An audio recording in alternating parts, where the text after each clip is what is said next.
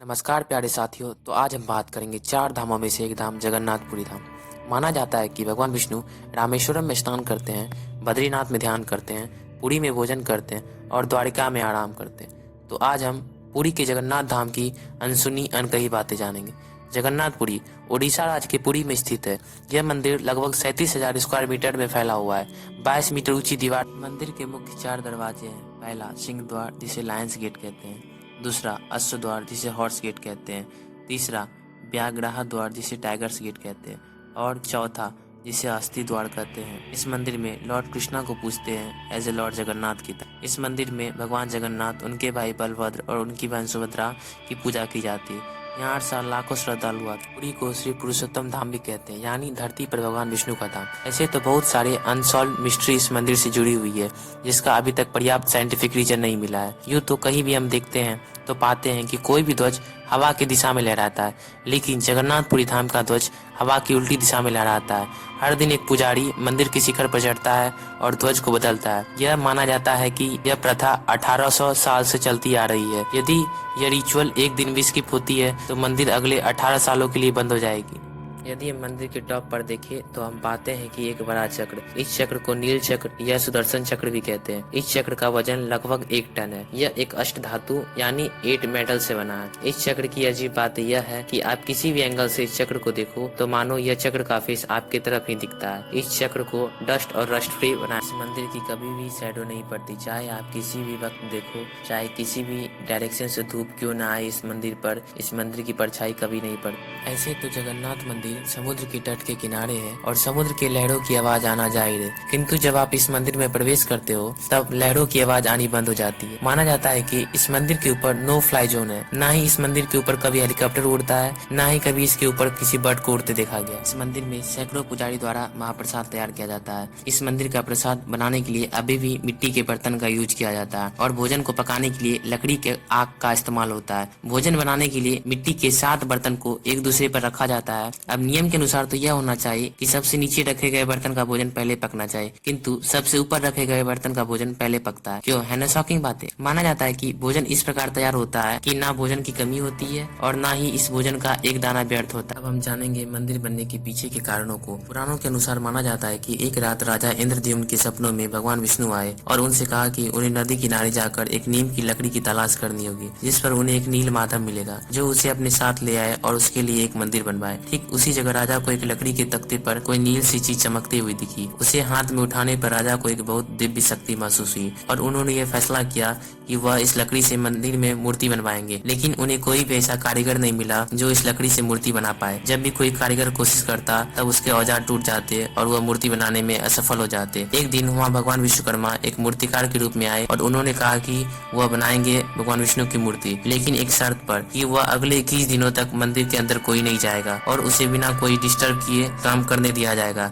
ऐसा कहा जाता है कि करीब 14-15 दिनों बाद महारानी ने बेचैन होकर मंदिर का दरवाजा खोल दिया। उन्होंने अंदर देखा कि वह मूर्तिकार ने 3 मूर्तियां बनाई है, भगवान जगन्नाथ, उनके भाई बलभद्र और उनकी बहन सुभद्रा। लेकिन अभी मूर्ति अधूरा ही था और काफी काम बाकी था। अपनी शर्त को तोड़ने की वजह से उन्होंने अपना काम को वहीं रोक दिया और इसलिए यह देखा जाता है कि आज भी इस मंदिर की में रखी गई तीनों प्रतिमाएं अधूरी है। महाभारत के युद्ध के बाद जब एक दोपहर श्री कृष्ण के एक पेड़ के नीचे विश्राम कर रहे थे, तब एक शिकारी का जहरीला तीर उनके पैर में आकर लगा। तब विष्णु जी के 8वें अवतार यानी श्री कृष्ण का धरती पर उद्देश्य पूरा हो चुका था, इसलिए उन्होंने अपने प्राण वहीं त्यागने का निर्णय लिया।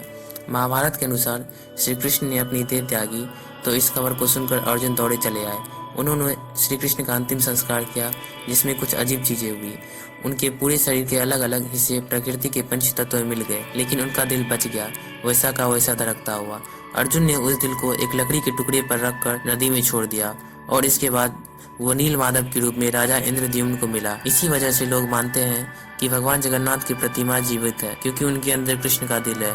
और पुरी के लोगों का यह मानना है कि कोई भी यदि इस ब्रह्म पदार्थ को देखता है या छूता है तो उसकी तुरंत मौत हो जाती है। ऐसे तो यह मंदिर बहुत बार हमलों का शिकार हुआ है। फिरोज शाह तुगलक, मुकर्रम खान, औरंगजेब जैसे मुगल इन्वेडर्स, ब्रिटिशर्स और दूसरे क्रूर शासक, इन सबों ने मिलकर 18 बार इस मंदिर पर हमला किया। इसे कई बार तोड़ा गया, लूटा गया, भगवान की प्रतिमाओं को नुकसान पहुंचाया गया, जिस वजह से प्रतिमाओं को कई बार दूसरे मंदिर में ले जाकर छुपाया गया। किंतु कितनी ही कोशिश के बाद भी हमारे विशाल भारत देश के भव्य संस्कृति सभ्यता को हिला नहीं पाए। ऐसे तो हर साल मंदिर में लकड़ी से बनी प्रतिमाओं की जगह नई प्रतिमाओं को स्थापित किया जाता है, लेकिन उन पुरानी प्रतिमाओं में कुछ ऐसा होता है जिसे संभल कर नई प्रतिमाओं में रखा जाता है। इसे ब्रह्म पदार्थ कहते हैं और यह रिचुअल बहुत ही सीक्रेट तरीके से होता है और हर 12 साल में रिचुअल परफॉर्म होने वाले दिन पूरे शहर की बिजली काट दी जाती है, हर जगह अंधेरा किया जाता है और किसी का भी मंदिर में आना जाना मना कर दिया जाता है। कोई भी अंदर नहीं जा सकता है सिवाय एक व्यक्ति के, जो इस मंदिर के मुख्य पुजारी होते हैं,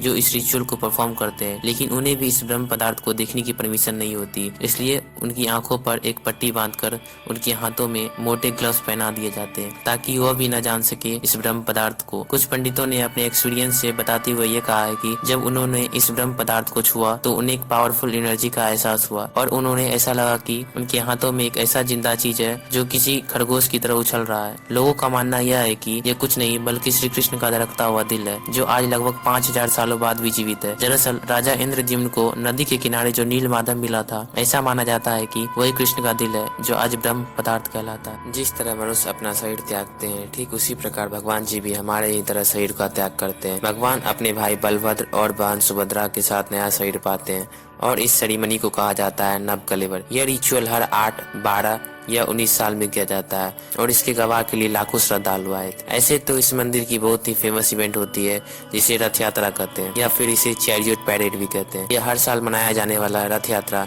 आषाढ़ के चंद्र मास का शुक्ल पक्ष यानी the bright half of lunar month of Ashadh को आयोजित होता है। इसमें भगवान जगन्नाथ, उनके भाई बलभद्र और उनकी बहन सुभद्रा अपने निवास स्थान जगन्नाथ टेम्पल से 3 किलोमीटर की दूरी तय करके पास के गुंडीचा मंदिर जाते हैं और इस दिन लाखों श्रद्धालु इस यात्रा का हिस्सा बनते हैं। आई होप ये वीडियो आपको पसंद आया होगा। यदि इस वीडियो से आपको कोई भी इन्फॉर्मेशन गेन हुआ होगा तो हमारे चैनल को जरूर सब्सक्राइब कर देना और ऐसे ही मोर इन्फॉर्मेटिव वीडियो देखने के लिए एक लाइक करके जय जगन्नाथ कमेंट में जरूर बोलना।